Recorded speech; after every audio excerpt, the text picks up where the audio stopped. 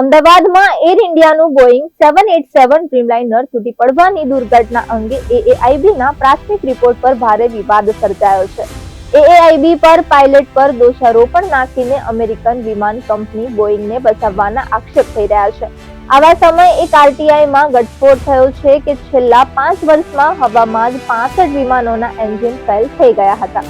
ડીજીસીએના આંકડા મુજબ વર્ષ 2020 થી 2025 વચ્ચે ઉડ્ડયન સમયે 65 વખત એન્જિન ફેલ થઈ ગયા હતા.